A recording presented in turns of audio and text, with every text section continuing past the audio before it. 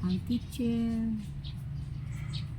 kay guro, karpentero, pintor, farmer, ano pa yung mga nagagawa sa room, psychiatrist,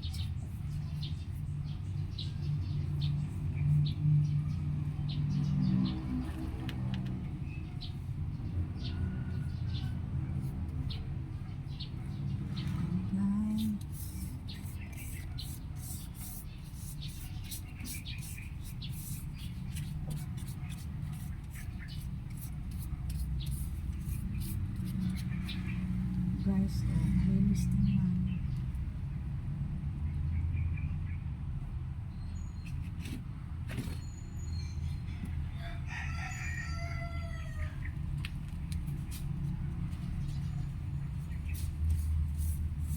Kesa naman itapon ko guys, i-repaint ko na lang.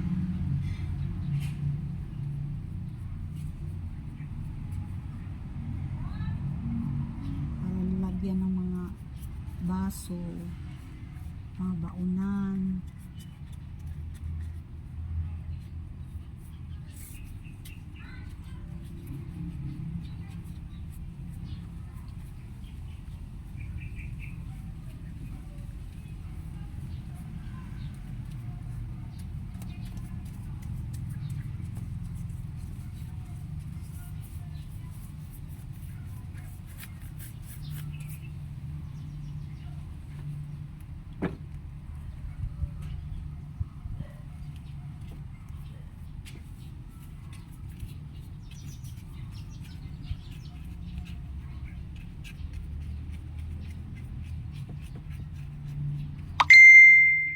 Basta nagapintura tayo guys, kailangan meron tayong pamunas para kung nalagyan ng pintura ang kamay natin, basang pamunas guys. So, matrapuhan ka agad, hindi ka agad mag-ano ang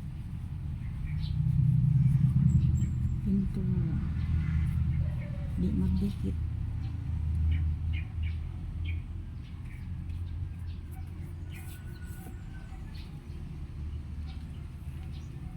Matuto tayong manghinayang ng mga bagay guys. Mahal na ang mga bilihin ngayon.